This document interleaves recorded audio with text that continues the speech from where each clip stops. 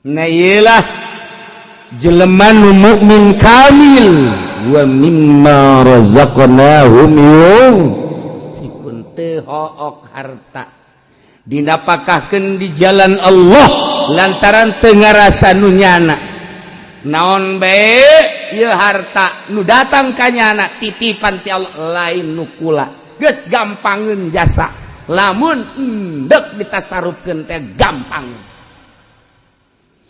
Ulaika humul mu'minuna haqqan. Na ieu jelema nu kasipatan bima dzikra kudu tadi teh hiji jelema nu sieun ka Allah, nomor kadua nu ikhlas, nomor katilu nu tawakal bagian batin, nomor kaopat da anu salat bae anu salat teh salat hakikat, nomor kalimana anu teu hok-hok nambahkeun hartana ialah humul mu'minuna haqqan. Ialah jelema-jelema nu mukmin kalawan nyata imanna. Urang mah kan iman teh bisa dinyatakeun ku ari urang. Teu bisa dinyatakeun, guluang galeong. Mendak Syekh Fudal bin Iyad ditanya, ari iman anu nyata kos kumaha? Sok nyaho Syekh Fudal bin Iyad. Henteu kula mah hayang nyaho be. Ieu ayat ieu humul mu'minuna haqqan mukmin anu hak kumaha? Mukmin anu hak mah bari kieu nya ye. Mukmin nu hak tah lamun kopehana digilirkeun kitu tah. Nya, tah masjid ngagiler, masjid oyag. Dikitukeun deui ku nyana. Kaget nana kaget. Cih, tah eta mukmin hak. Masyaallah. Bebeja tah. Jelema teh eta nu tas nanya ka Ki Fudal bin Iyad. Bahwa Ki Fudal bin Iyad teh kos kitu. Bisa urang nanya deui geus menang sababaraha poe. Mama, hayang nanya. Wah. Aya mukmin anu hak tah ulah nyaho mukmin nu hak mah. Geus teh ahli Allah. Henteu kula mah penasaran. Mukmin anu hak kusuk masih. Mukmin anu hak. Mukmin anu hak mah lamun kopehna digular-giler tah oyag ieu taneuh. Begitu jana oyag-oyagan kutek. Geus stop. Stop. Eta mukmin hak kitu. Babarieu langsung ka ditu sidit. Tak jadi mukmin hak mah geus kun fayakun Allah dibikeun ka nya. Deuk hayang naon? Deukeut. Hayang ka Mekah dideketkeun set lengkah. Masyaallah kari. Deuk hayang duit daun cokot. Deuk hayang kumaha deuk hayang sayangan nya anak embung urang mah pan gua loba ka hayang mah tak teu dibere ku Allah. Aing geus bunga naon. Satungtung loba ka hayang atuh kitu bae henteu. Warieu barang berapa wali Allah mah ji na naon make raribut cenah di Indonesia wali Allah mah pasti kitu naon raribut atuh jak kabeh ke nang Allah ye kariman na naon penting mah hayu ibadah tuh ka Allah kitu kan wali Allah mah endeu kumaha ge kajian teh urang lamun nyaritakeun jeung wali Allah mah hese sebab naon sebabnya nama ngagunakeun teh ruh ai ruh mah kapan atuh endeu kumaha ge bisa bae. Urang kuari sholat di majelis bisa, sholat di masjid bisa, sholat di musola bisa. Kebeneran urang nyaba ye ke Jakarta. Kebeneran urang dek sholat di Mancek, gong si Pacoy. Urang nyaba ka ditu. Saya mau sholat. Oh, nggak ada tempat, ada juga itu kelenteng. Antum sholat di kelenteng gak masalah. Jangan sholat mah iya. Sholat Allahu Akbar di kelenteng urang. Sing hade bae gong si Pacoy na hudang. Nah, jadi makin luhur teh makin bebas, makin teu bermasalah. Dik naon teh gak masalahkeun, ai urang bae ulah nyaritakeun batur. Eta mah urusan batur, urang bae ku ari mah geus datang ka mana ibadah ka Allah. Nah, kos kitulah jelemangan eta kan hese hayang datang ka dinya teh urang mah kababawa ku pikiran-pikiran luar.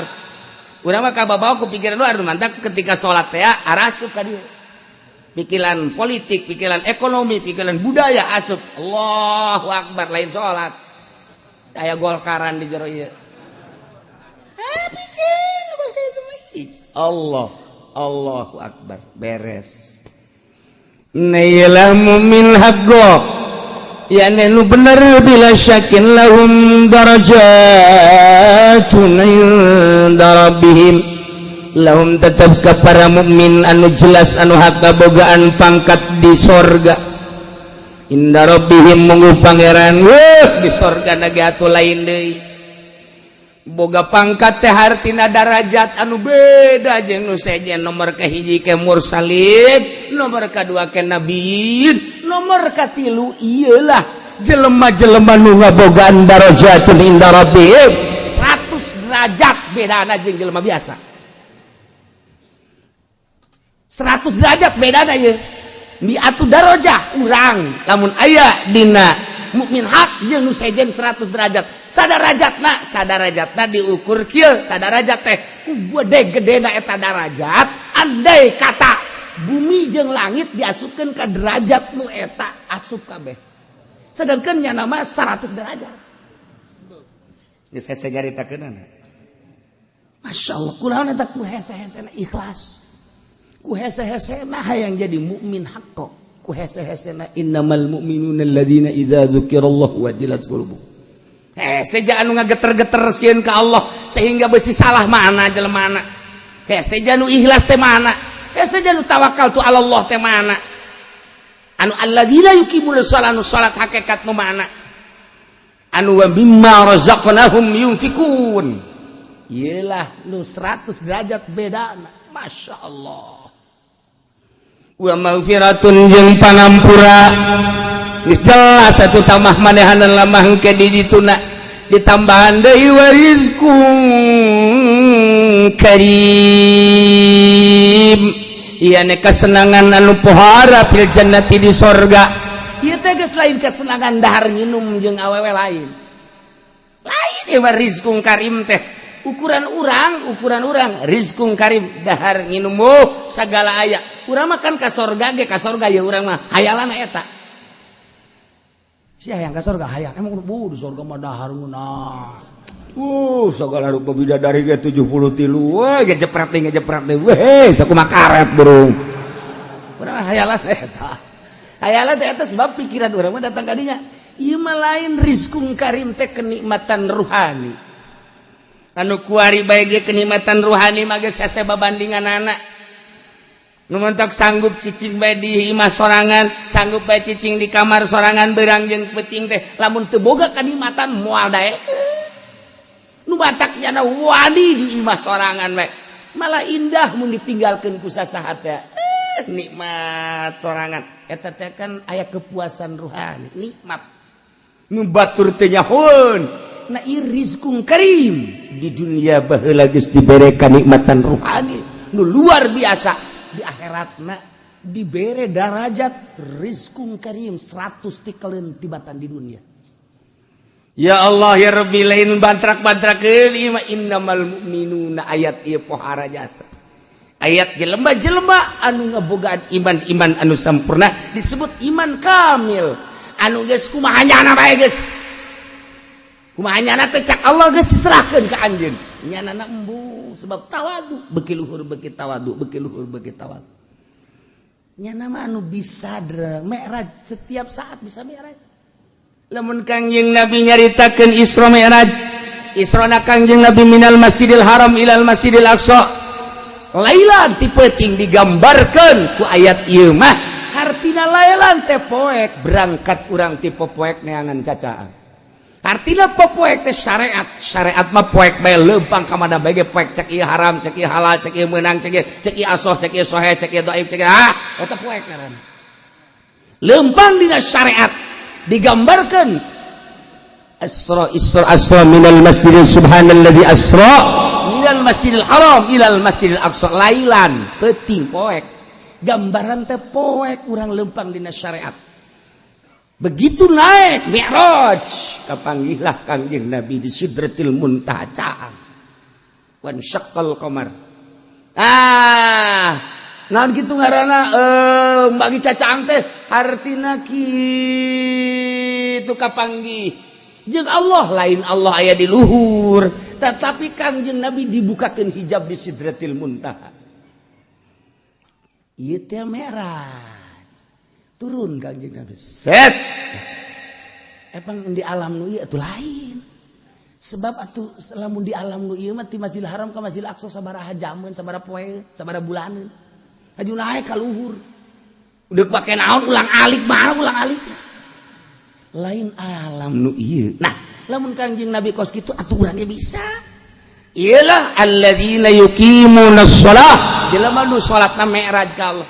Nu mantap hasil mi'raj teh salat. Hasil mi'raj teh salat. Dengan salat urang bisa mi'raj ka Allah. Salat urang teh nu salat nu bener bisa mi'raj ka Allah. Carana awak urang mah ieu mah buatan Allah tina taneuh. Di jero awak urang aya ruh, di jero awak urang aya kolbu, di kolbu aya Allah. Toapkeun roh urang gerage di kolbu urang, bakal merad gerage. Mun teu merad ngajedag.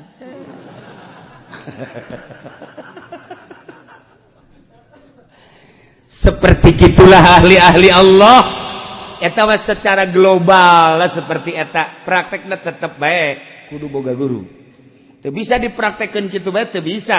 Sebab naon? Sebab cara narik napasna, cara pereumna, cara ngahadirkeunana lamun encan mujahadah, encan riyadhah, jeung encan zikir, tafakur mal bisa. Padahal ayat mah geus aya di urang.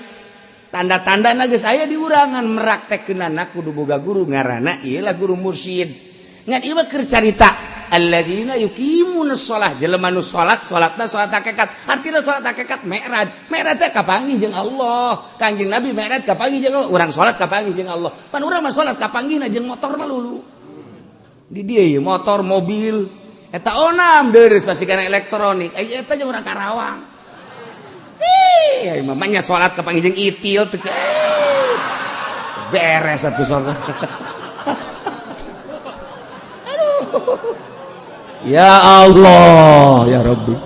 Iyalah mi'raj allazi la yuqimuna shalat. Nah, iyalah anu bakal dibere lahum darajatun inda rabbihim wa maghfiratu wa rizqun karim.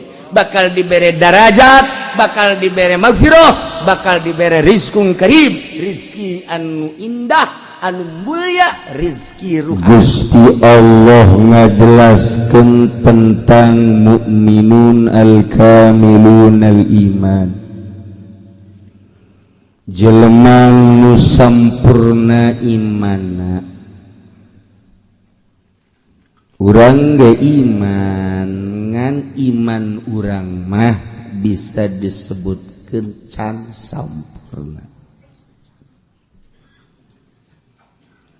Sebab iman nu sampurna mah ieu bagian anu patali jeung batin tilu, bagian nu patali jeung zahir 2 5. Lamun geus kasifatan kunu 5 ieu zahir jeung batin karak mukminna mukmin kamil. Lamun encan kos kieu mah encan mukmin kamil, mukmin biasa bae. Sakumaha bahasa hi Sidina Hasan. Cek anjeunna lamun kula ditanya tentang iman atau iman lagi cek bae.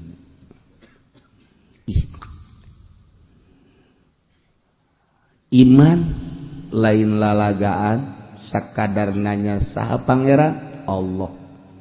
Iman ka Allah, iman ka Kangjeng Rasulullah, iman ka malaikat Allah, iman ka kitab Allah, iman ka yaumil akhir, iman ka hisab, iman eta mah kabehan. Tapi lamun imanna ditanya tentang iman anu sampurna, mukmin kamil nu patali jeung ayat innamal mu'minuna alladzina idza dzukirallahu wajilat qulubuhum wallahu a'lam. Masyaallah. Nu tilu nu patali kana batin teh nomer kahiji sieun ka Allah. Sieun we ka Allah teh sieun ka Allah teh artina sieun ka ancaman Allah.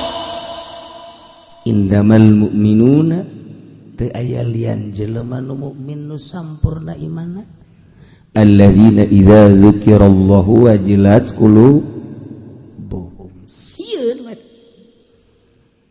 dek ngalengkah teh sieun beusi aya dina bebendu Allah dek cukal-cekal teh sieun beusi aya dina bebendu Allah dek dula deuleu teh sieun beusi aya dina bebendu Allah dek dunga denge teh sieun beusi aya dina bebendu Allah lantaran salah denge salah deuleu salah kecap Allah ngancam sieun mana coba kuari samajlis nu sekarang itu hayu urang ngajakeun ngaji ge main HP Pak kontreng geus teh sieun dibendu ku Allah geus teh sieun keluar di majelis atuh geus mulai mata ceuli geus eueuh filteran urang mah berarti kan teu sieun ka Allah sakadar iman ka Allah iman anu biasa lumrah awam ngaranna tetapi anu bener-bener ngerenyed hatena bisi salah lengkah salah kecap salah denge salah deuleu lantaran salah deuleu salah denge salah kecap Allah ngabendu kulantaran embung biasa dibendu ku Allah wajilat qulubuhum sieun ka Allah mana jelemana iyalah khosyah nomor kedua wa idza tuliyat alaihim ayatuhu zadatuhum imana di mana dibacakeun ayatna nambahan gede iman nu mantak manehana tambah gede iman teh lantaran ngadengekeun kalam Allah dengan penuh kesadaran jeung ikhlas nikmat urang lamun ngadengekeun ayat Allah aya dina sadar jeung ikhlas lain deui lamun urang ku Allah dibere misalnya ya dibere ku Allah trek ngadengekeun nu maca Quran teh lain makhraj lain sora nu kadenge ku urang teh kok ngeunaheun jeung kadengena teh okos lain dikuceuli kumaha bae kadenge eta kos kitu mah geus hese nyaritakeunna sebab tama perasaan-perasaan jelema anu dibere ku Allah hanya jelema-jelema nu dibere ku Allah eta lah nu bisa nyaritakeun ge sekedar nyaritakeun ge ala kadar sebab moal kahartieun sebab nyaritakeun tentang urusan karomah eta teh bingung neuk nyaritakeunana ge moal daekeun nya nyaritakeun sebab moal kaharti jeung moal aya nu bisa nyaritakeun lamun jelema nu encan dibere saya kan maksud moal bisa nyaritakeun tentang Allah lamun lain ahli Allah moal bisa nyaritakeun embungeun nyaritakeun tentang Allah anu aslina sebab naon sebab moal kaharti hartina asli teh hakikat hese nah ieu mah keur carita dibere geus ku Allah sekali-kali waktu dibere tek ngadengekeun batur ya Allah lain makhraj nu ngeunah teh lain suara jeung kadengena ge lain ku ceuli ngeunaheun perasaan eta nu disebut zadathum imana geus eta mah deuk salah ge tah deuk salah makhrajna suara jorek geus lain ukuran suara lain ukuran makhraj mun nu macana ikhlas nyambung urang boga kasadaran jeung keur ikhlas eueuh muatan-muatan di diri urang eueuh naon hiji bae Allah ngan eta datang ka dinya teh kapan eta mah lain pagawean memeh dahar teh mah sayang naonan di jero hate pertanyakeun ku diri urang hey awak ari sia sieun karesep sia naon anu ngaganggu sia naon pertanyakeun ku urang ka diri urang tafakur ngaranna engke aya suara-suara bila sautin wala harfin anu notogan ka jero hate urang tentang ayat-ayat Allah Subhanahu wa taala nah lamun geus kos kitu kakarak jelema teh asal maca ayat sanajan saayat ngeunaheun perasaan nikmat zadathum imana ngeunaheun sebab ikhlas geus kadengena ge geus lain ku ceuli lain ku lain makhraj lain suara eta mah geus hese nyaritakeunana eta mun kos kitu mah hese nyaritakeunana hanya nyana jeung Allah bae eta mah geus ngan aya seperti kos kitulah mun urang dijelaskeun mah meureun sabulu-bulu eta ayat karasa nah eta teh kos kitu kakarak wa iza tuliyat alaihim ayatu zadatsum imana tambah iman sebabnya ana ngarasakeun urang makan kuari teh lamun ditanya kumaha eta bagus jeung Muammar gedeg 12 tos-tosan teh mun itu itu mah teu bagus mun suara Haji Pendi eta kudu digunggura make pentil kadu set urang tuh kadang gitu kumaha makhrajna Muammar jeung Danang Qasim kumaha makhrajna Muammar jeung Humaydi kumaha makhrajna kitu si itu teh tuh nu urang seberang teh sangaranna karata Darwin si Darwin urang mah paling ngabundang banding kos kitu bae selama urang encan dibere mah ku Allah kitu bae tapi lamun urang diikhlaskeun hate urang disadarkeun sadar-sadarna urang nyadarkeun diri ulah aya nanaonan di jero hate urang sabada ditafakuran jeung dimujahadahan ku urang pertanyakeun naon sia kahayang sia naon karesep sia dipeka karidho tah henteu ku Gusti Allah resepeun tah henteu ku sia kahalangan si ku macam-macam nu kos karar itu hirup sia teh deuk ka mana jadi ka Allah kuari sia hirup sia rugi amat kok kahalangan ku baju kok kahalangan ku kitu sendal kok kahalangan ku macam-macam nanaonan setelah kurang dipicinan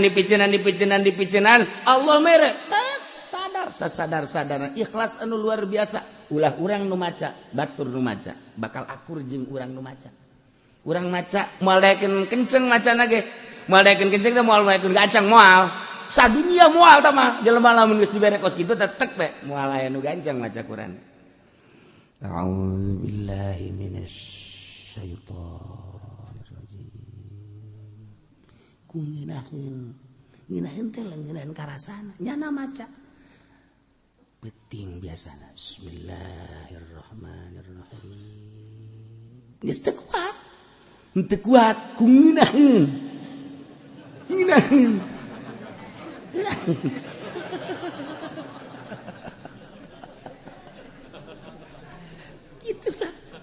siapa juga anggel bae kan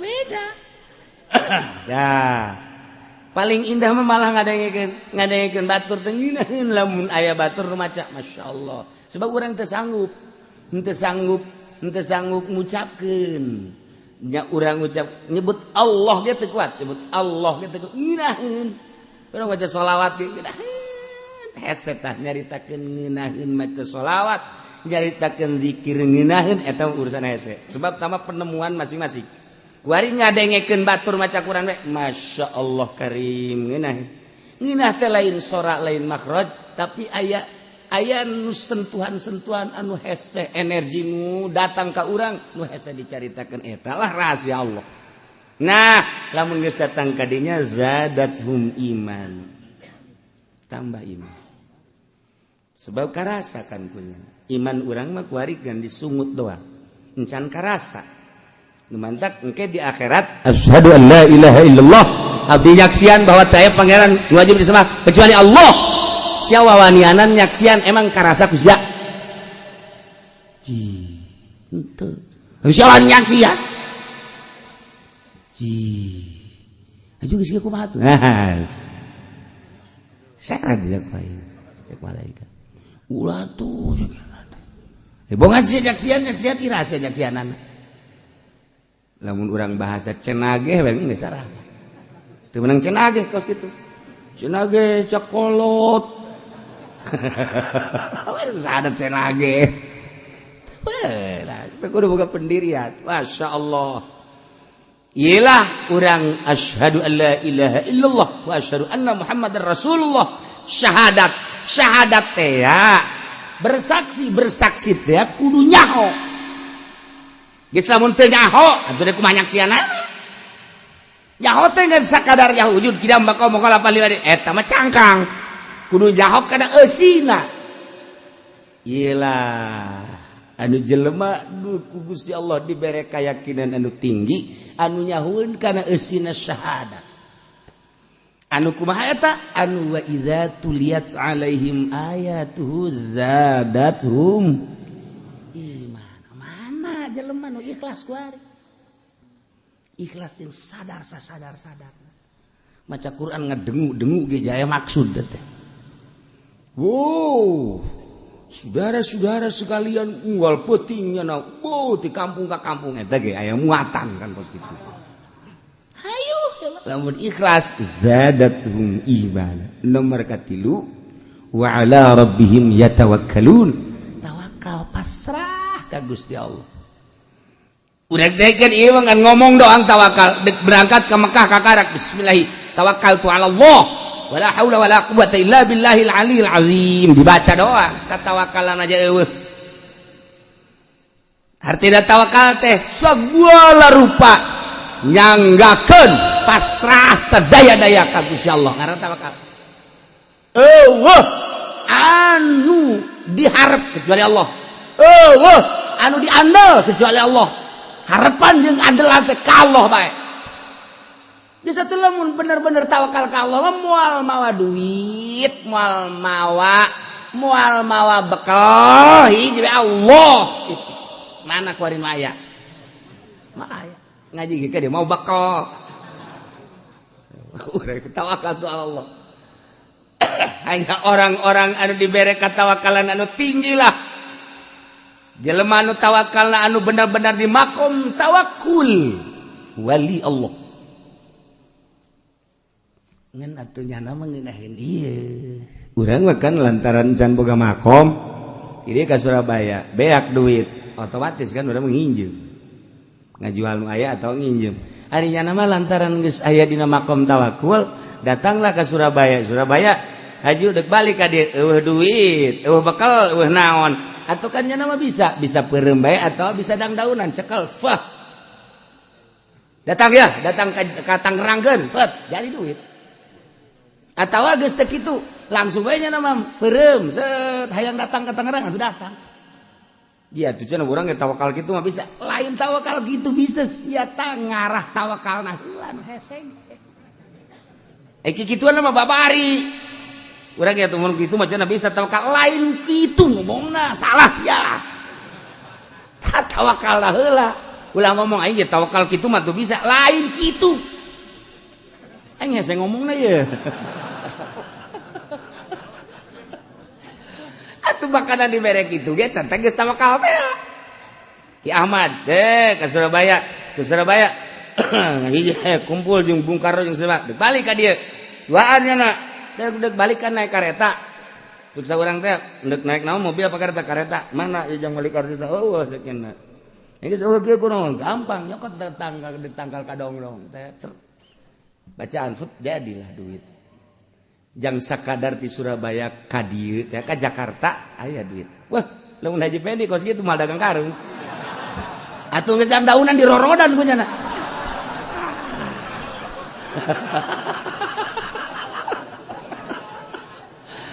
Aduh.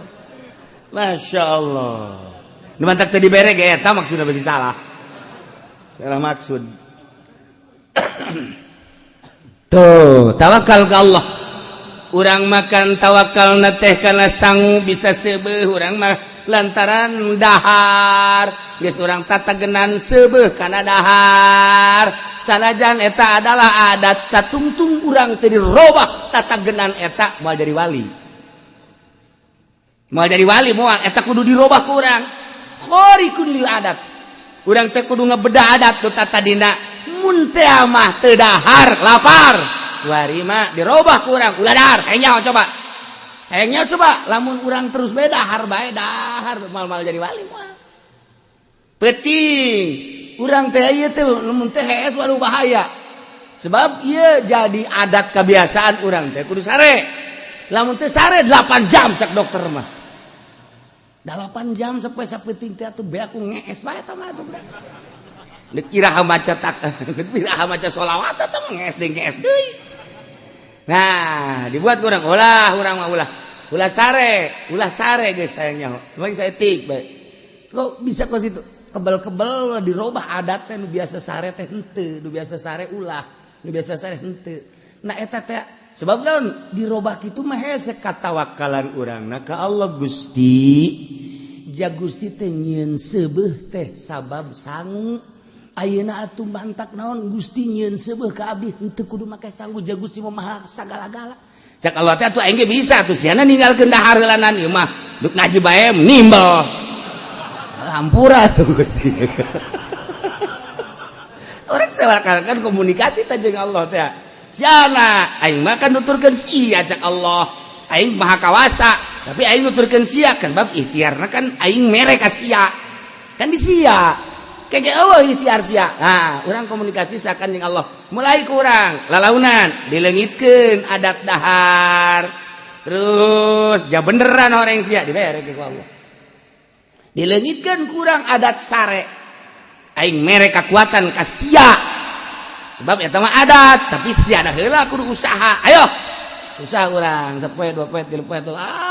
Bener-bener urang geus muringis ka belah dieuna set, jaba beneran sia. Dideulekeun ku Allah teh sebulan 2 bulan 3 bulan bener dibere kuat tek teh sare ge kuat. Asal nonton TV bae. Teu beres deui bae. Tuh, urang nu usaha. Nah, lamun geus dibalikeun ku urang. Kuari mah urang teh geus ninggalkeun dahar dina waktu-waktuna geus eueuh.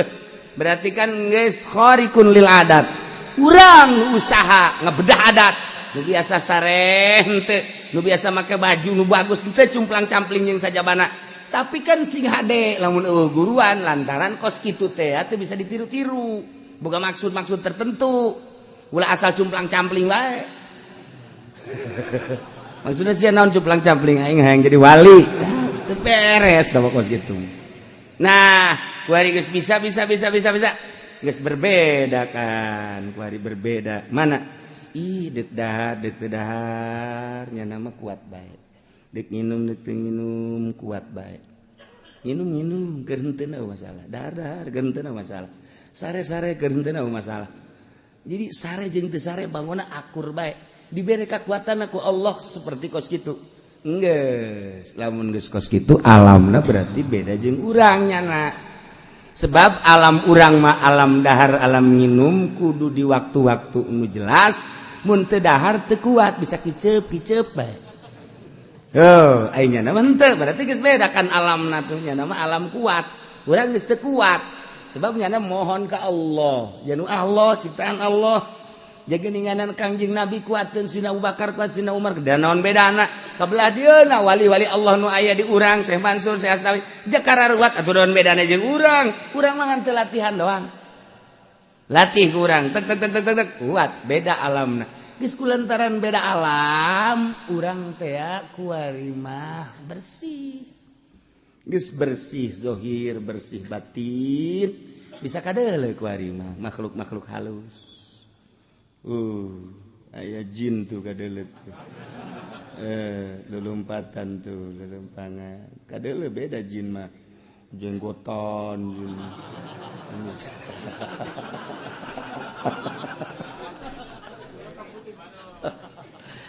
Bisa kapanggih jeung makhluk-makhluk halus, bisa jeung arwah-arwah. Ieu keur carita. Nah, iyalah tawakal. Masyaallah. Lamun urang geus tawakal tu Allah hiji we Allah menang perang menang nu sok dicaritakeun sering teh jelema greget jasa tangkal kayu anu osok disembah bae kemudian kujana dibawakeun kampak goblok sia nyarembah ka dieu setan buana goblok tolol sia sembah ka Allah ulah ka tangkal kayu sembah ku sia tolol goblok punya nandek deraga aja tek aduh setan datang ulah kiai ulah naon sarembah ku jelema geus ieu mah amankeun bae urusan dakwah bae asa ulah dituar bae hayang dituar bae ieu ulah galungan nya mah ribut jeung setan setan gelut jeung setan mah hese jeung haji pede ona bukan cekelat ya aduh babari tah mah tapi kan lamun jeung setan ku banyak kelna hese tah tapi ieu galungan jeung setan ge menang wah setan dicekek ku nya sana bisa nyekek setan urang bisa nyekek setan berarti bisa nyekek hitut urang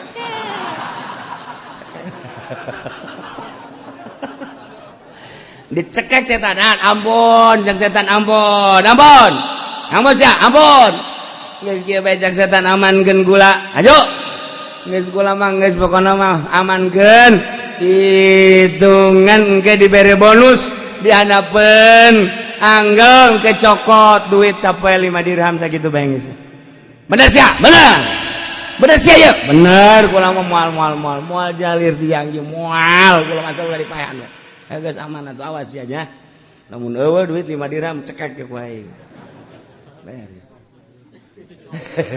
di dulu bener isuna aya aja bener ieu setan sapoe 2 poe 3 poe 4 poe kali 5 poe eueuh ngan 4 poe doang kuat dah kali 5 poe goblok setan sia tuar deui ku aing sia tangkal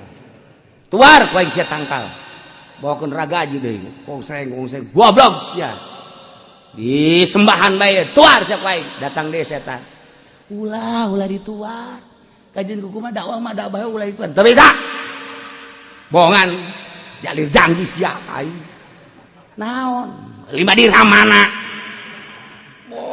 ulah dituar ulah gelut teuy jeung setan gelut eleh kiai eleh waduh anu tatadina jotosanana mantap je cek bari geus bisa ngajotos kiai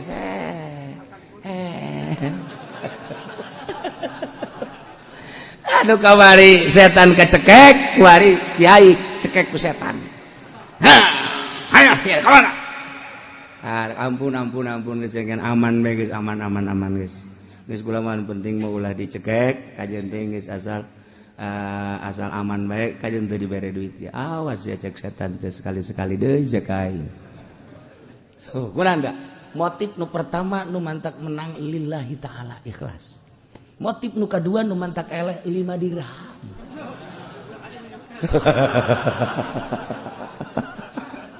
tuh etalah sebagai contoh terus-terusan ka ditu nage urang dek ibadah ka Allah teh nu mantak berat mata berat celi berat hudang aya bang baluh nur di luar ikhlas tuh di luar ikhlas tapi lamun geus ikhlas hudang jam sabaraha bae salat teh sabaraha rakaat bae ngeunah kieu lah tawakkaltu ala Allah bagian kol bagian batin tilu nomor kahiji khosyah nomor kedua ikhlas nomor katilu tawakkaltu ala Allah bagian anu zahir 2 ieu alladzina yuqimuna shalah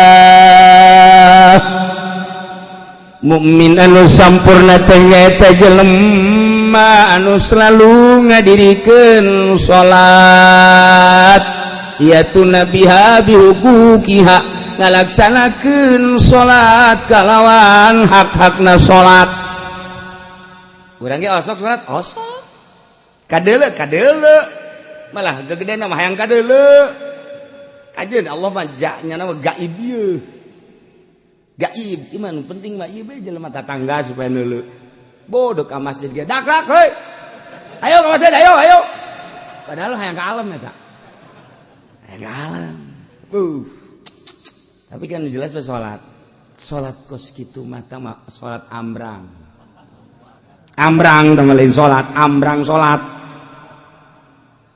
salat teh nomor kahiji salat syariat nomor kedua salat thariqah nomor katilu salat hakikat salat syariat mah anu dijelaskeun ku Gusti Allah anu tanha 'anil fasya'i wal munkar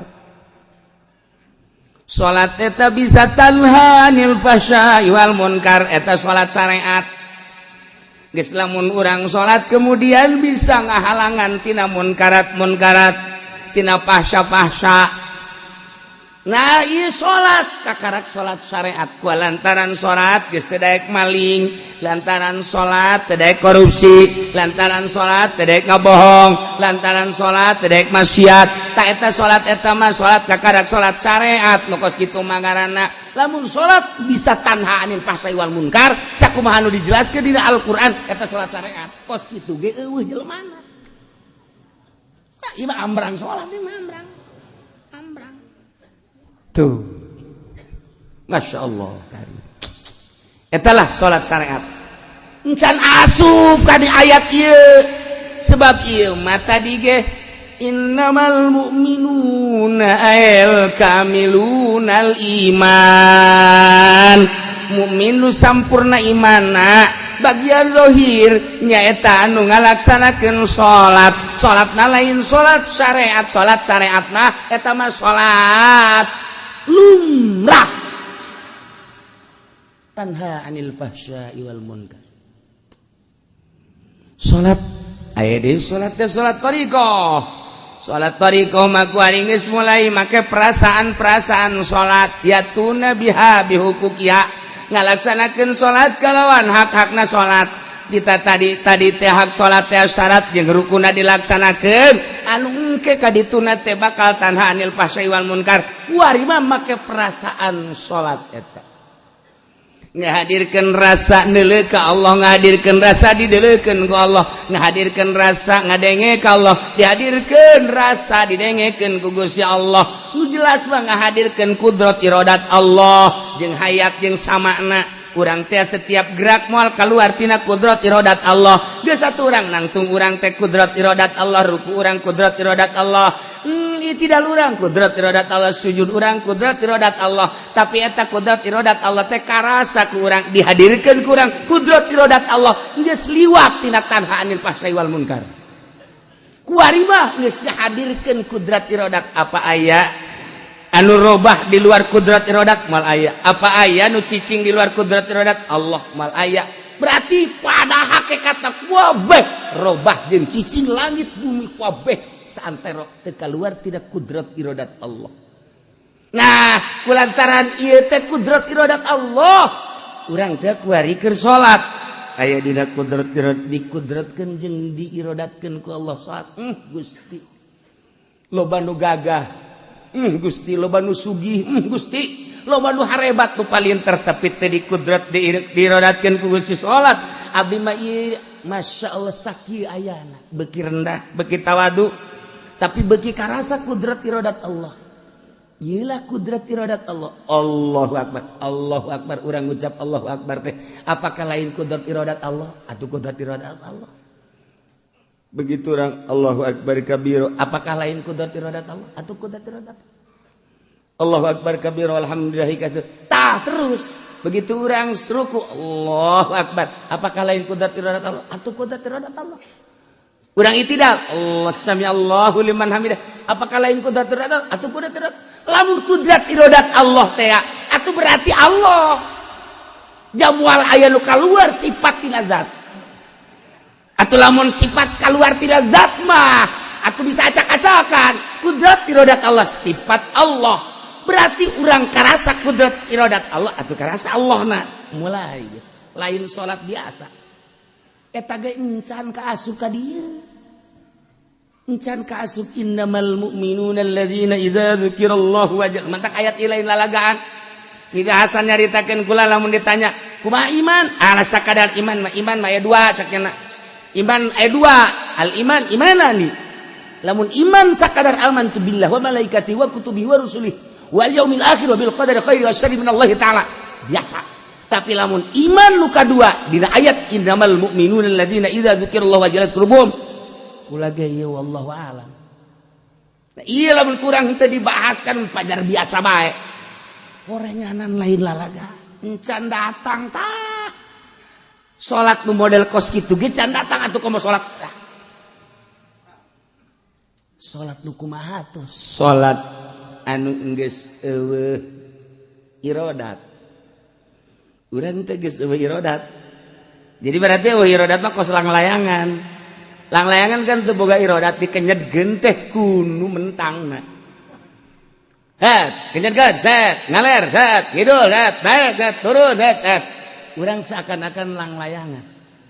Allahu Akbar teh lain urang. Ai tadi makan karasa kudrat irodat Allah. Ai kudrat irodat Allah teh kapan meureun sifat Allah. Ai sifat Allah teh meureun Allah. Aya di urang Allah teh. Wah, geus mulai ngakal. Tah, ieu geus bahasa keula anak kan. Kuari mah geus aya. Tadi makan ngahadirkeun perjalanan korekat kuari geus aya geus eueuh nanaon ja nu aya ngan Allah da Allahu Akbar geus salat lagi nya mah geus teu aya waktuna lantaran eta geus datang ka dinya mah bakal natea zaman hiji bae beurang peuting tempat hiji bae wahdaniyah fil zaman wahdaniyah fil makan. Ya eta mah perputaran matahari atuh aya beurang jeung peuting ge. Aya beurang, aya peuting, tah panon poe. Dari ka panon poe di luhur beurang, dari ka panon poe di hadap peuting. Ja zaman lama ieu keneh. Ieu keneh ya, nu ku urang kuari keur di cicingan teh. Beurang, atuh panon poe na bae di luhur. Urang cicing we di dieu. Panon poe ka handap, atuh urang di dieu bae we. Sok geura diuk bae urang di dieu. Datang ka isukan, datang ka isukna deui. Nu berputer mah ngan panon poe doang. Atau ndek naon ka babawa ku panon poe urang. Ndek naon ka babawa ku panon poe. Heuy, ngampi, kunaon? Magrib. Ka bawa ku panon poe kan berarti. Ka bawa ku panon poe, eta mah kos kitu mah eta mah jang budak orok. Orok eta mah kos kitu mah ibadah. Masih kene aya kos kituan orok. Lantaran eta mah ka babawa ku panon poe. Kalau babawa ku waktu. Nu bantak wali mah eueuh waktuna salat teh disebut salat daim terus-terusan ya salat. Ya nama salat terus-terusan. Itu cenah waktu makruh ulah nyaritakeun waktu makruh. Nya nama geus pikiran ke mukrah makruh. Terus bae cenah mah salat. Taha. Lamun jelema alladzina yuqimuna shalah anu ngalaksanakeun salat terus-terusan yatuna biha bihuquqiha anu ngalaksanakeun salat kalawan hak-hakna salat geus puguh syaratna jeung rukunna kuari tarik perasaan-perasaanana melalui ayat-ayat nakli kuari dibere ku Allah perasaan datang ka perasaan blok ya Allah nikmat amat aya di dinya. Idza wasala abdu biha summi'a arifan billah asal geus datang ka dinya disebut ma'rifat ka Allah. Allahu nurus samawati wal ardh mathalun nurihi kamishkatin fiha misbah al misbahu fi zujajah az-zujajatu kanha kaukabun durri yuqadu min syajaratin mubarakatin zaitunatin la syarqiyyati wala gharbiyah. Nah, seakan-akan ilmu makrifat eta di jero kacana aya kacaan deui, di jerona aya palitna hurung tapi eueuh minyakan ngagenyai ka mana-mana. Nah, di awak urang teh aya makrifat. Seakan-akan dibungkus ku awak teh dibungkus deui.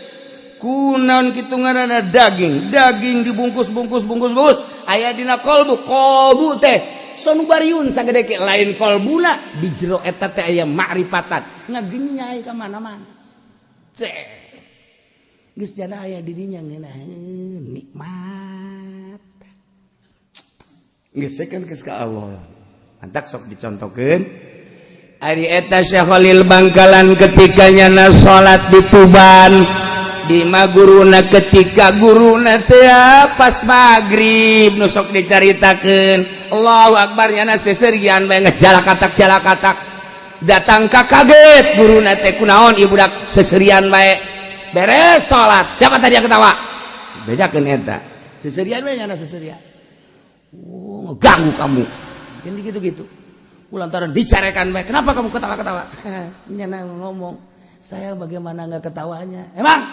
atuh di hati guru katanya di sini ada nasinya banyak di sini.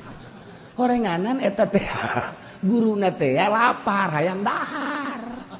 Nah, kababawa salat tuh lamun Syekh Ahmad adina Imam Ghazali bunga makmum ka Imam Ghazali datang ke BB ja Imam Ghazali ka mana ayeuna dipanggil kapan adina sanggeus dipanggil cak adina Imam Ghazali mak atuh deuk kumaha abdi ngamakmumna ka Ghazali lantaran di jero hatena aya getihan tanyakeun Ghazali emang aya getihan masyaallah orang adi geus leuwih hebat kula teh keur ngaijtihad babhen banhead bageti eta kadeuleuh kan masyaallah eta lah salat jelema ahli ma'rifat batak nya mah atuh kadang-kadang ngamakmum kadang-kadang tilok jarang lolobana mah jarang batak di lembur usrok ka masjid eta buat teuing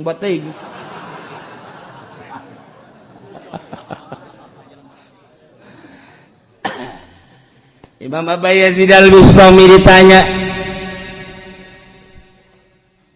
minaina anta takulu wa tashrabu di mana anjeun dahar jeung nginum sedengkeun anjeun mah kapan laka sabak teu usaha teu naon dijawab ku Imam Abi Yazid al-Bustami min haitsu yarzuquhullahul ba'udah ti arah anu Allah ngarizkian kareungit afataro apakah anjeun neuleuh ka reungit boga perusahaan henteu reungit boga sok dagang henteu reungit nyana osok kitu ngaranna kuli henteu tapi eta dirizkian bae ku Allah tah sakumaha Allah ngarizkian ka reungit sarua jeung ka kula ge ngarizkian teu kudu dagang teu kudu tani teu kudu nanaon bakal dirizkian bae eta lah tawakal kula ka Gusti Allah masyaallah menang 2 poe salat ngamakmum Allahu Akbar ngamakmum biasa wali ge ngamakmum oh masalah kan sah ngamakmum urang wali kan lain wali sah sallu khalfa fajirin wa birrin salat bareng kabeh tak tukangeun jelema anu fajir jelema anu birrin bagus sah bae oh masalah lamun kuat ngan kulantaran biasa teu kuat urang sebab perbedaannya jauh jarang nyana ngamakmum biasa Allah beres ngamakmum imam nanya Masya Allah mama ditanya deh min aina takulu atas sebuah kasabalan ai mama di mana ieu dahar jeung nginum sedengkeun teu kasaban mama Masya Allah cek Imam Abu Yazid dani geus tungguan heula sakedeung aing deuk salat heula qada ke beres qada kakarak aing ngobrol jeung sia teu sah salat aing Allahu Akbar nyana salat beres eta imam kan kaget teu sah ya aing sakieu hebatna sakieu teh maman teu sah beres ditaja deui salat entos maman entos pan mamang teu sahkeun ai sia ka aing nanya di mana dahar, di mana nginum berarti sia teh jauh ka Allah lamun sia teh jauh ka Allah aing ngamakmum ka sia atuh aing mah nya ngamakmum ka jelema teh jauh ka Allah goblok sia teu sah aing salat aing ban urang mah ku ari teu sah kabehan salat imam lagi waduh PNS makani budak lamun teu boga ijazah mah teh dahar oh tah geus jarang kudu dirampe sama kos kitu mah imam tah Imam Abu Yazid al-Bustami kos kitu goblok aing sia nanyakeun di mana dahar di mana nginum aing teu kasab berarti sia teu nyoka pangeran manya aing ngamakmum ka jelema nu teu nyoka pangeran teu sah salat aing kodok sia kan bener eta ngomong kos salah tapi bener kos bener tapi salah lu jelas ba ahli Allah eta lah pangkat kamal nah jelema-jelema anu geus sampurna dina kaimananana salat bakal berbeda sebab naon moal karasa capek salatna indah jeung nikmat sebab lain nyana aya energi anu ku Allah dibikeun dibere ka jana sehingga urang nu neuleukeun nyana nu kaget salat itu pula Masya Allah kudu dices bareng ieu mah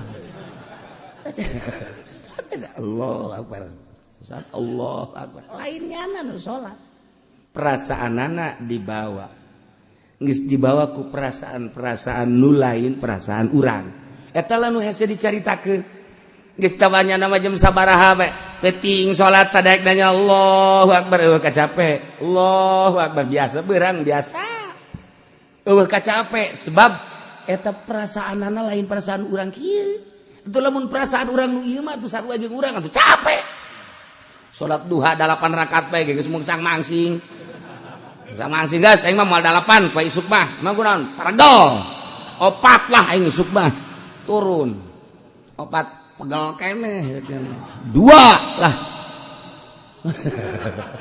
jadi itu gak dituna sebab urang masa ngan urang mah hayu bae terus hayu bae engke ge dibere ieu ku Allah engke ge dibere set lamun urang terus bae dan ulah ngarep-ngarep dibere eta mah rahasia Allah eta mah rahasia Allah aya nu dibere aya nu henteu aya nu dibere aya nu henteu ngan ketika dibere urang ge bisa kaget oh ya Allah ya Rabbi bere kuat sih dibere hampang sih, dibere tenang sih, dibere tentrem sih, dibere plong mun dicaritakeun memeureunanan hese nyaritakeunana lantaran aya perasaan-perasaan anu di luar perasaan anu biasa. Iyalah jelema anu terus salatna anu salat hakikat. Anu salat hakikatna disebut salat daim, anu geus ngarasakeun nikmatna salat. Jadi salat eta ngeunaheun sakumaha Kangjeng Nabi nyaritakeun bahwa salat eta nikmatna luar biasa. Ngeunaheun salat ialah alladzina yuqimuna shalah. Wa mimma razaqnahum yunfiqun. Mukmin anu sampurna teh nomor kalimatna bagian zahir yunfiquna mimma razaqnakum nyana mekeunan merean nganapakahkeun harta-hartana anu meunang pamere Allah di jalan Allah fi taatillah lantaran teu ngarasa boga dirina jaya manu aya di leungeun teh ngan sakadar dilewatkeun ku Gusti Allah.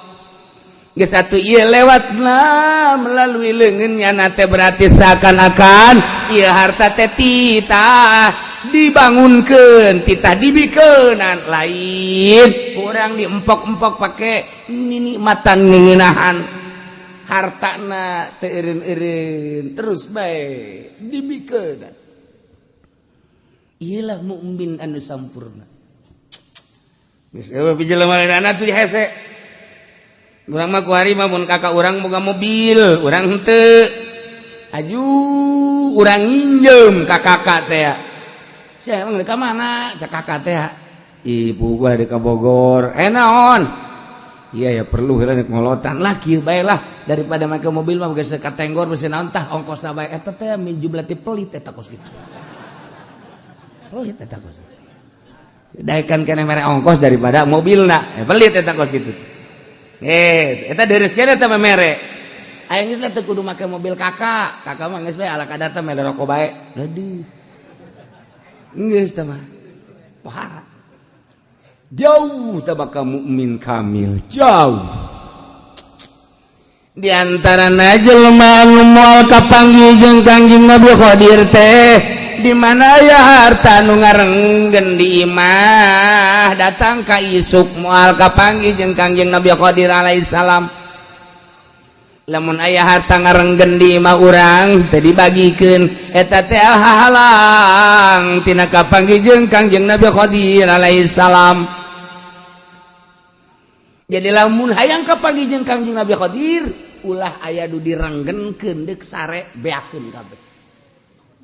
Tuh.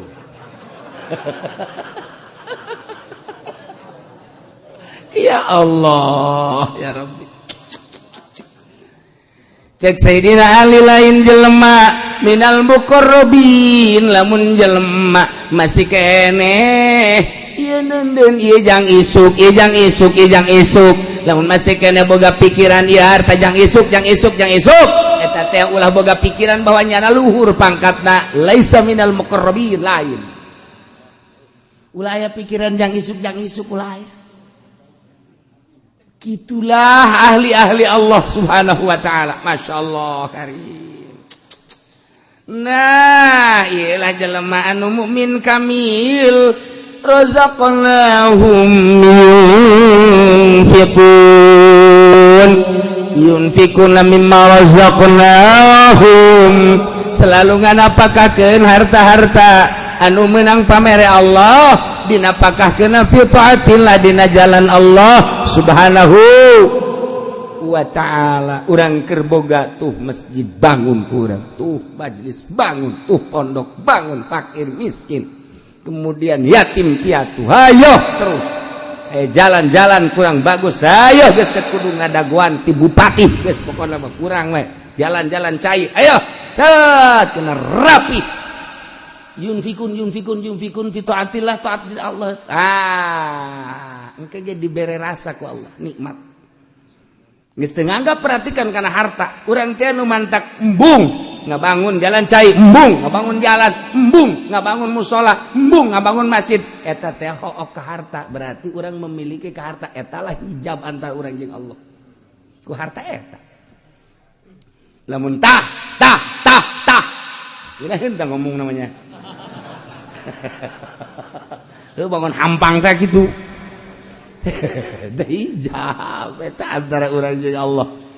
Mantak ditapak urang ku urang kena kayang jadi jelema luhur lain zikirna zikir mah gampang lain zikir mujahadah merangan nafsu riyadhah ngajar nafsu tafakur awak naon sih duku sia dipake karesep kuari naon asana sia jadi teu ngeunaheun amat bawa ibadahna makani umur teh jauh bawa isuk bawa ka pageto contoh nusa umur jeung sia tuh kuari geus aya di leuweung sia dia moal kebal deui kajian kukumaha ge ican ngeunah keneh bae hayo coba naon nu mantak ieu teu ngeunaheun ibadah salat segala salat segala naon kitu ngaji Quran segala naon aya naonan sia naon pake karesep kuari teh timbul ge urang resep naon ka naon kitu kajawab ku urang resep anu misal urang resep motor ai motor sia pake karesep emang sia jeung ka mana endeu ka mana sapira sia itu cenah aya jahe tuh sia makan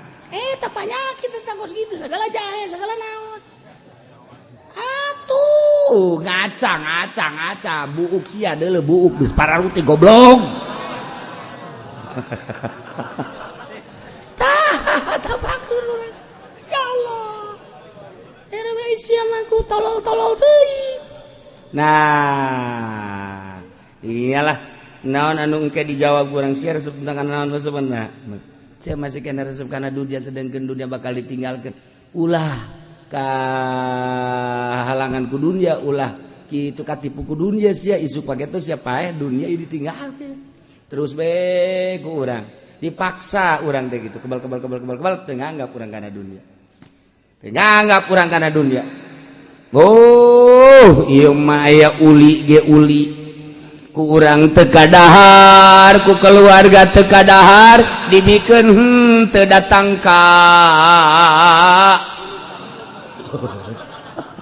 tah eta jelema pelit eta kos kitu weh kuari gong sepacoy ku Cina we Cina teh kapan sapoe 2 poe 3 poe mun teu kadahar atuh pan eta mah bisa pake nyimpa anjing elas dana mah tuh. Nah iya lamun kurang diantepkeun teu atuh mantak naon bikeun sih geus keretan dahar geus ya ngejalar geus bikeun ka batur bikeun plong bae urang pikiran mah ieu mah lain datang ka bulukan masyaallah tah eta hese tah geus kitu tah hese jasa ya Allah. Aya deui di Limbangan Garut.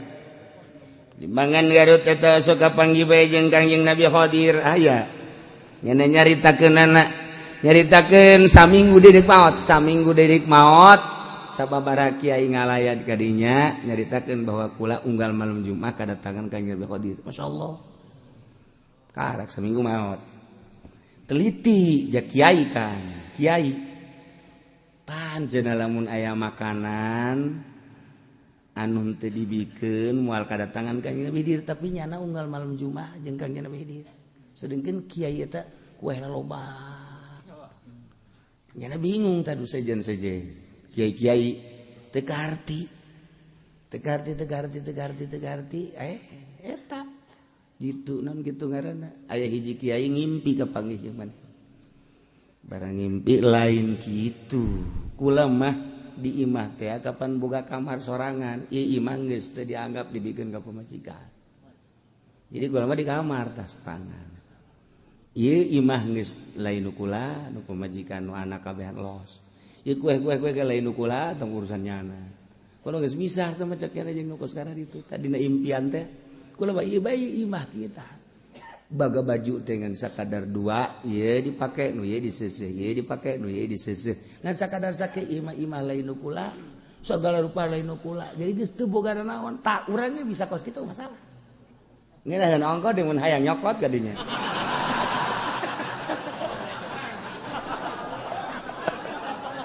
oh mau datang atuh sia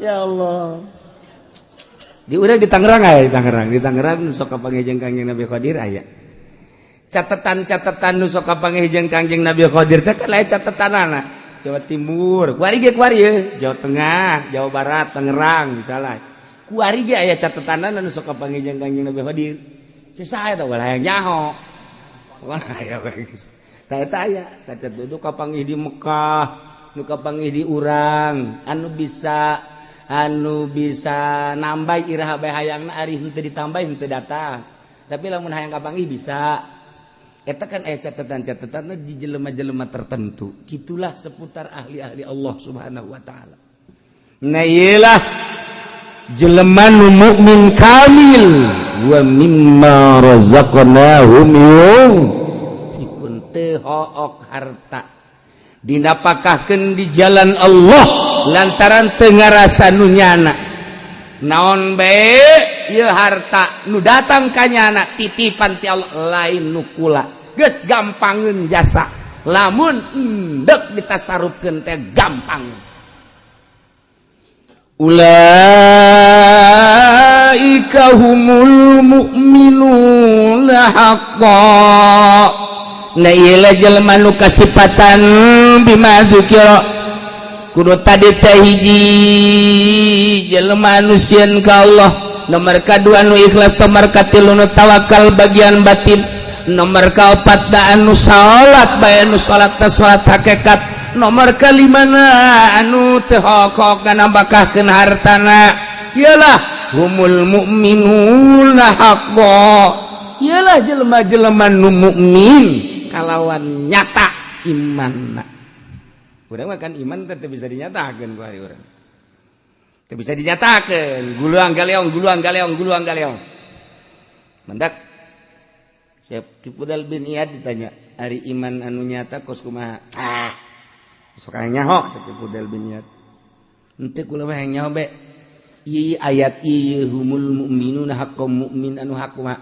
mu'min anu hak mah bari kieu nya ye mu'min nu hak tah lamun kopehna digilirkeun gitu tah nya ka masjid ngagiler masjid oyag dikitukeun deui ku nyana kaget nanya kaget cih tah eta mu'min hak masyaallah bebeja tah jelema teh eta nu tas nanya ka Kifudal bin Iyad bahwa Kifudal bin Iyad teh kos kitu nu saurang nanya deui geus meunang sababaraha poe mama hayang nanya wah ai mukmin anu hak tah ulah nyaho mukmin hak mah geus teh ahli Allah henteu kula mah penasaran mukmin anu hak kusuk masih mukmin anu hak mah lamun kopehna digular-giler tah oyag ieu taneuh gitu jana oyag-oyagan kutek geus stop eta mukmin hak kitu babarieu langsung ngaditu sidit tak jadi mukmin hak mah geus kun fayakun Allah dibikeun ka nya deuk hayang naon deukeut hayang ka Mekah dideketkeun set lengkah masyaallah kari deuk hayang duit daun cokot deuk hayang kumaha deuk hayang sayangan nya na embu urang mah pan gua loba ka hayang mah tak teu dibere ku Allah aing geus bunga naon satung loba ka hayang atuh kitu bae henteu barang berapa wali Allah mah ji naon make raribut cenah di Indonesia wali Allah maka segitu naon raribut atuh jak kabeh nang Allah ye kariman naon penting mah hayu ibadah tuh ka Allah kitu kan wali Allah mah endeu kumaha ge kajian teh urang lamun nyaritakeun jeung wali Allah mah hese sebab lawan sebabnya nama ngagunakeun teruh ai rumah kapan atuh endeu kumaha ge bisa bae urang kuari salat di majelis bisa, salat di masjid bisa, salat di mushola bisa. Kebeneran urang nyaba ye ke Jakarta. Kebeneran urang dek salat di Mancek, Gong si Pacoy. Urang nyaba ka ditu. Saya mau salat. Oh, enggak ada tempat, ada juga itu kelenteng. Antum salat di kelenteng gak masalah. Jangan salat mah ieu. Salat Allahu Akbar di kelenteng urang. Sing hade bae Gong si Pacoy na hudang. Nah, jadi makin luhur teh makin bebas, makin teu bermasalah. Dikaon teh gak masalahkeun, ai urang bae ulah nyaritakeun batur. Eta mah urusan batur, urang bae kuari mah geus datang ka mana ibadah ka Allah. Nah, kos kitulah jelema ngan eta kan hese hayang datang ka dinya teh urang mah kababawa ku pikiran-pikiran luar. Urang mah kababawa ku pikiran luar mantap ketika salat teh arasup ka dieu. Pikiran politik, pikiran ekonomi, pikiran budaya asup. Allahu Akbar lain salat. Aya golkaran di jero ieu. Allahu Akbar beres. Nailah mu'min haqqo. Ya nu bener bila syakin lahum darajatun inda rabbihim. Lahum tetap ka para mukmin anu jelas anu hak bogaan pangkat di sorga. Inda rabbihim munggu pangeran di sorga na ge atuh lain deui. Boga pangkat teh hartina darajat anu beda jeung nu sejen nomor kahiji ke mursalin, nomor kadua ke nabiin, nomor katilu ieulah jelema-jelema nu ngabogaan darajatun inda rabbihim 100 derajat bedana jeung jelema biasa.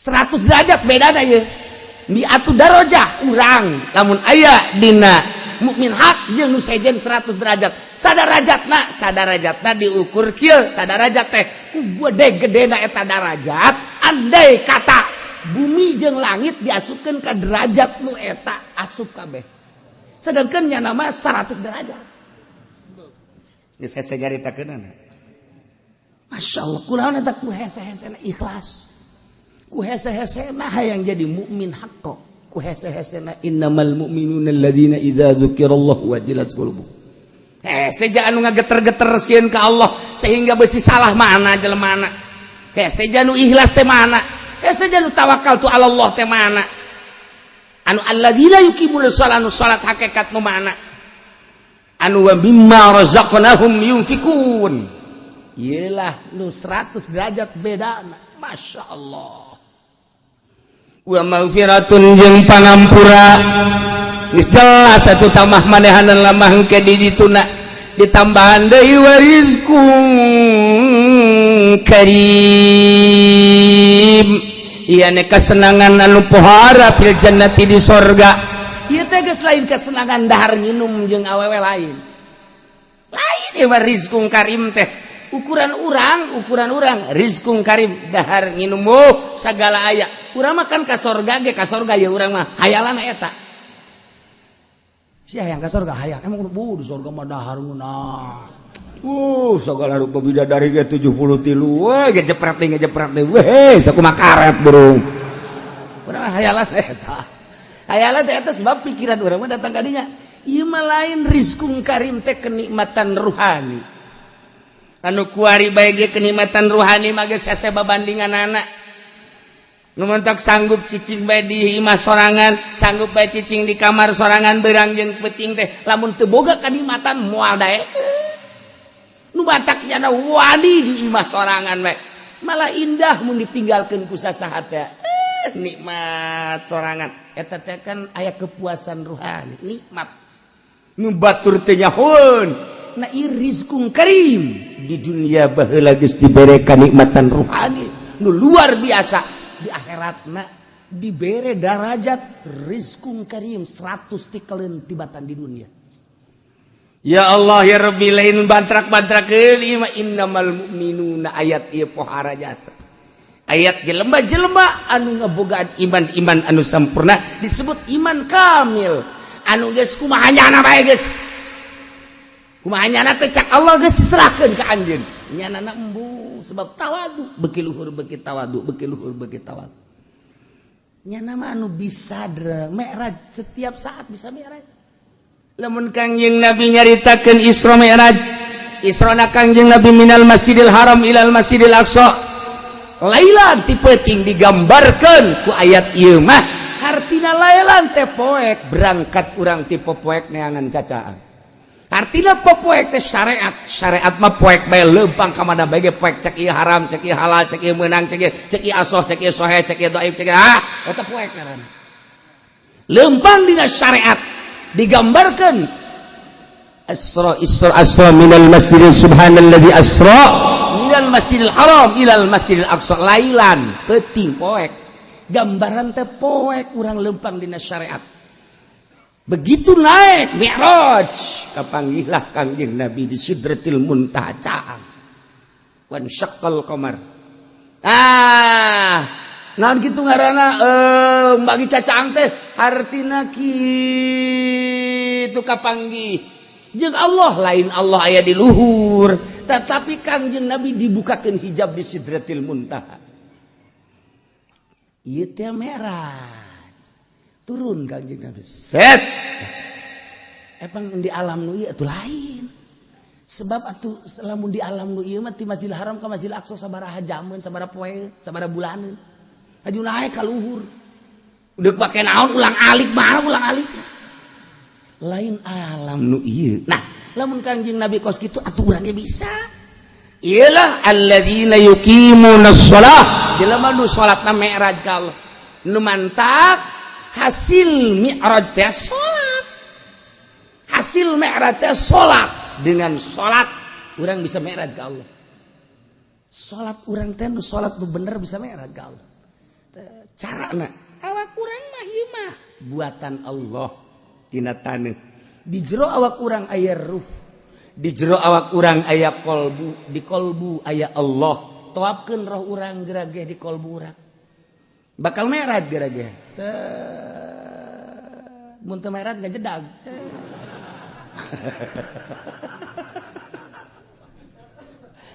seperti gitulah ahli-ahli Allah eta mah secara global lah seperti eta praktekna tetep baik kudu boga guru teu bisa dipraktekkeun kitu bae teu bisa sebab naon sebab cara narik napasna cara peureumna cara ngahadirkeunana lamun encan mujahadah encan riyadhah jeung encan zikir tafakur moal bisa padahal ayat mah geus aya di urang tanda-tandana geus aya di urangan meraktekkeunana kudu boga guru ngaranna ieu lah guru mursyid ngan ieu mah keur carita alladzina yuqimunas shalah jelema nu salat salatna salat hakikat artina salat hakikat mi'raj teh kapanggih jeung Allah